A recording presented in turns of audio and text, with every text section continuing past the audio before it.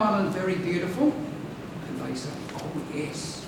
Never heard anyone say not yet. They say, oh yes, and you say, it was beautiful those days too. The problem was the natives weren't friendly. They're all waiting for you to say something. And then you say, they would invite you to dinner, and immediately there's laughter because everybody knows that the Maoris were cannibals in those days. So that's one way you get them in. Later on, I have the ship at sea. It goes through a storm, and then the lookout cries, "Looky there, Captain! There be sea monsters on the surface! There be sea monsters!" The captain then has the ship steered across to the location.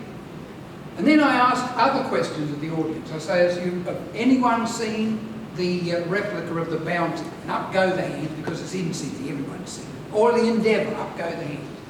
And then you say, you know that thing that sticks out the front they call a bowsprit? They go, yes, yes, yes.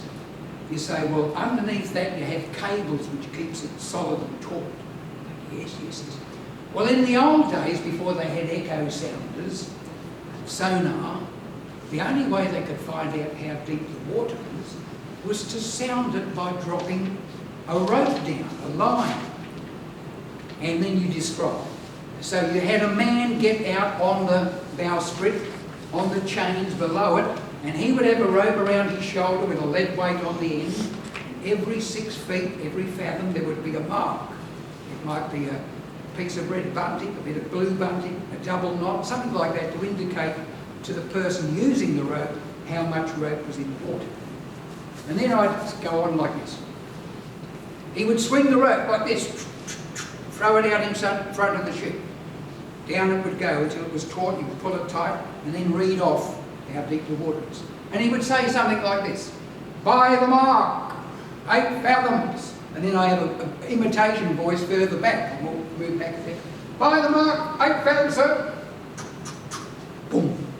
"By the dig, 12 fathoms. 12 fathoms below the keel, sir." So you've got a dialogue going, an imaginary dialogue between a couple of sailors, and this puts the imagery into the minds of the audience, of course. Okay? So this is the way you do it. Oh, and the other thing I ask is this. In those days in Sydney town there were very many shrewd business entrepreneurs.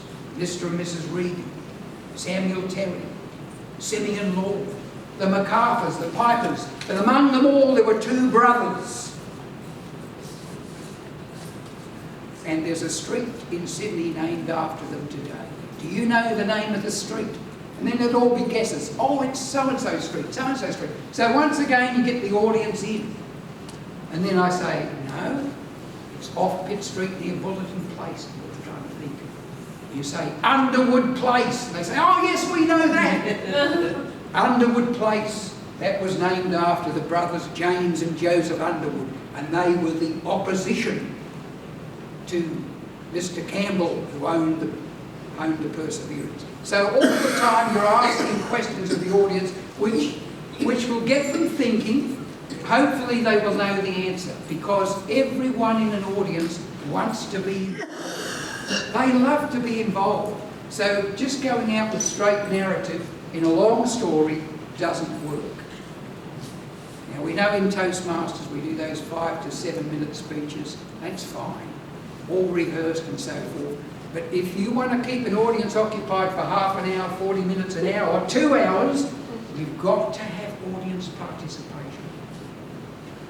The other thing that I do, is people have said to me, Tom, have you ever taken acting lessons? I say, no. It just comes spontaneously to you as you tell the story, because when you're telling a story, you imagine that story in your own mind. And before you know it, you're doing all the actions. One of the actions I do is, for example, in that story I tell you before, The Sealers, I have Joseph Underwood walk into this hotel called the Royal George, and I say, as he pushed out the swing door and looked into the smoking room, trying to accustom his gaze to the darkness, he eventually went inside, and there he saw seated around a big oval table the ship's captains, etc., etc., and he spots this fellow, and he says, Captain Hasselberg, your old sea dog, may I join you? And then I'd switch a bit. I say, you can do that, lad, but get us some rum in. Right? So then you switch again. I'll do that, I'll get some rum. And then walk across the bar, imaginary bar, you walk across like this, talk to the bartender. Then I came back, then he came back and he banged this. He came back with not just one glass of rum for the captain, not one bottle for the table. He came back with a big wicker basket, this big.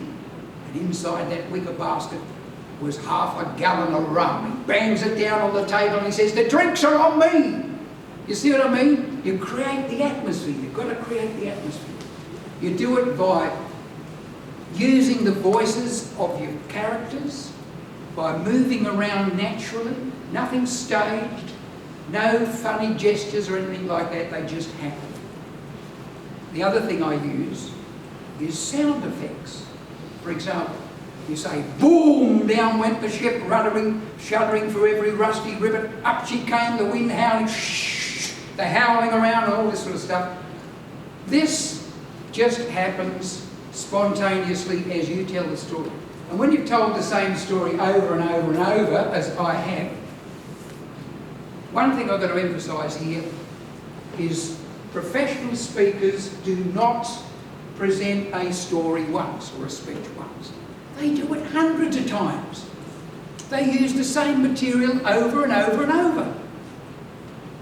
I remember getting quite frustrated when I sent a letter, I think, to TMI stating that along the lines that perhaps Toastmasters should do a speech and do it a few times. Oh no, we can't do that.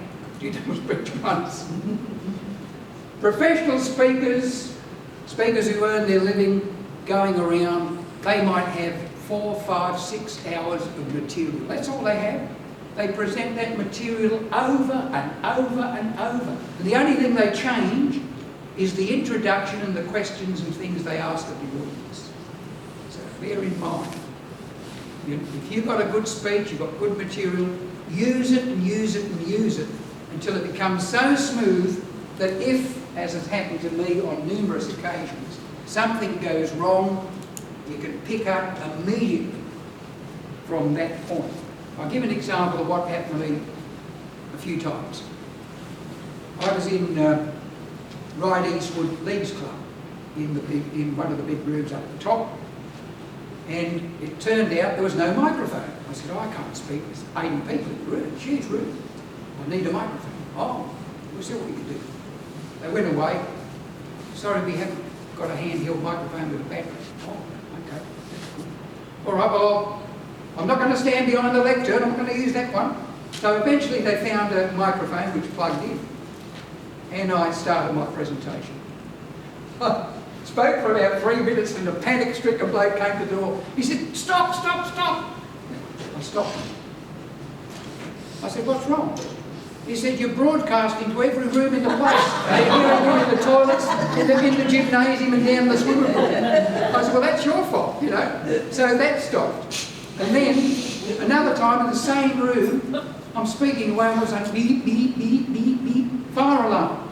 You know, somebody comes in, no need to worry. All right, no need to worry, folks, there's not a fire.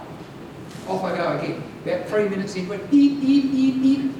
This happened 3 times. And it never occurred to me to notice that one woman at the back of the room always left just before the beeping started. She was going into the next room and had a puff and smoke. Right? So this is the point. You've got to be ready. You've got to know your material. If it's the first time through and that happens, it can be quite devastating. But if you know it, you start, it's okay. The other thing I do a lot is sounds. As I said, down goes the ship. Boom, decks awash. Or, because I'm an old radio operator, I often use Morse code. So I say, for example, I told the Titanic story, and they go,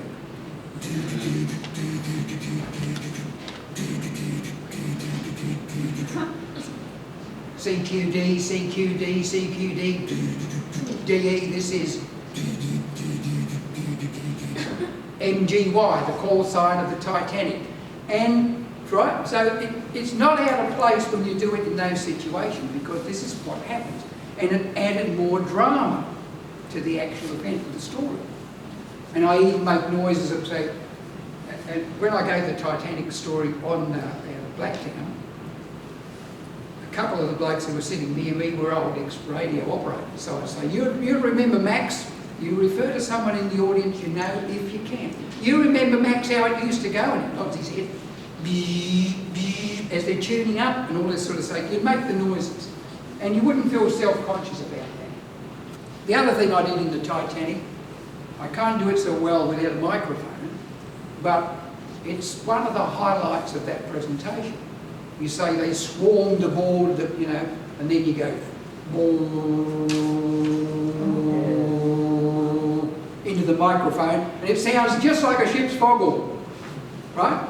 And then you say, with the gulls shrieking around her tall masts, the funnels wafting smoke, the tugs nudged her out into the grey waters of the English Channel. So you've got to use those descriptive words that put pictures in the mind of the wharf, the ships going around, the seagulls in the sky. This thing has to be done, and you do it through sound effects. Okay? Oh, and the other thing I do with the Morse code is, in one of my presentations called the 60 Miles, it's about a ship which sinks. And when the ship is sinking, they're in dire straits because the radio is useless, because they forgot to put the aerial on, right? So the aerial won't work. But they find they've got an old Aldous lamp, and the Aldous lamp works off battery power. So then I pick up an imaginary Aldous lamp, I point it, and I go, sending a series of A's.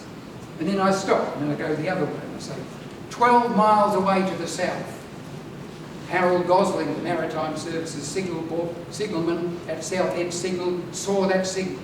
He came out onto his veranda, etc., and he goes, K, which means go ahead. And then I have all the Morse code sounds. People think, is this silly? No, they love it. They love it. You just go,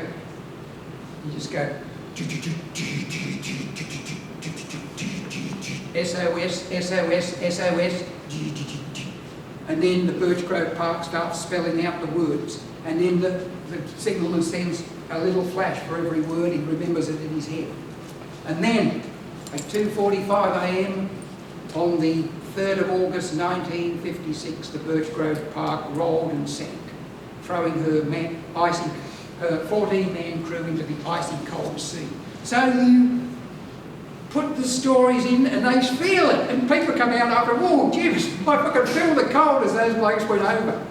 So this is the way you do it. Sound effects, walking around, all the acts, but they must be spontaneous.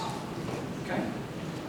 One thing that you do not do in a story, if you're a storyteller, don't do this. Don't ever stop and say, now ladies and gentlemen, I'd like to show you a model of the ship, or something like that. Right? Or now let's have some dot points on what's going on here. They don't want to know that. They don't want to have that broken, that bit broken. You know, they've done tests with EEG. You know what an EEG machine is? They put little spikes on your head and then they look at the graph to see your brain waves. If you are a lecturer and you're using a projector, and you've got the screen up there, and you've got your 5 points, all the right size and everything like that. And you go, boom, there it is. Big high point, I'm going to make it. And you're talking about these high points. You know what happens on the EEG machine? A little area about as big as a small marble lights up in the left-hand hemisphere of your head. That's all. Because all it is doing is recognising those words and recognising the meaning. That's all it's doing. But when you tell a story, the EEG machine lights up all over your head. And this is why someone said to me in 2004, I got a phone call from a lady who booked me when I go out and speak to one of her clubs, a view club, I think it was. I said, yes. Got talking. And I said, I've got an idea I might have spoken to your group before at such time. So I looked back and she said, well, I don't remember your name. Oh, I remember you. You were the fellow who told the story about, right? I told her a story in 1984. She remembered what I told her in 2004, 20 years later. We remember stories. Hands up those of you who remember the Three Bears. How long ago did you hear it? Right? And not only that, I'll tell you something else about stories. People don't care if they've heard them before. They don't care. As long as it's not the next day or the next week. If it's a year later, they love to hear the story again. Because it's not the story's ending that they're interested in, it's the progression. So progression is the thing. Ladies and gentlemen, I'm not going to take you through the conclusion of the story. I'm going to take you through a whole story. Because it appears to me that this is what people really want. They don't want part of the story, they don't want the introduction, they don't want just the end. They want the whole lot. So I'll tell a story I've told quite a few times before, and it is a true story, exaggerated just a little. The year was 1961. The place, Dubbo, 5 miles west of Dubbo. And the rains had come. Long oblongs of water along the highways. The dams breaking, overflowing. The Macquarie River breaking its banks. And it was on a night such as this that I was on watch at Dubbo Airport. Outside, turning ponderously on its nose wheel, throwing water across its wings, was a Fokker French aircraft. It was only about 50 yards away from where my little tower was, turning around, and from the loudspeakers came the voice. Foxtrot November Charlie, taxi. Foxtrot November Charlie, this is Dubbo, your clearance is via flight plan route, enter control area, on climb to flight level 155. Call Sydney Control on 118.5, I've been much. Foxtrot November Charlie, roger. Turning around, I can see the green light turn around to a red light, and the next moment it's doing its do or die dash down the runway, faster and faster, the lights are flashing by, and then into the clouds. My immediate reaction was, gee, those clouds are low. Oh well, he's on his way to Sydney. So I press the button on my control console, and I'm immediately speaking to operations in Sydney Airport. Foxtrot November Charlie's departed, etc., etc., etc. Give him all the information, and he rogers that. And then, once the aircraft is gone, I have very little to do. All I've got to do is keep the airport open another couple of hours to 9 o'clock, then I can close it and go to bed. Now the rain was tumbling down on the roof, it was roaring down. The frogs in the water tank are croaking away. I've got the speakers turned up as loud as I can so I can hear if anyone calls. But I have a few things to do before I can close the airport and go home. So I switch on the radio receiver, swing the tuning knob, and out of the speaker I hear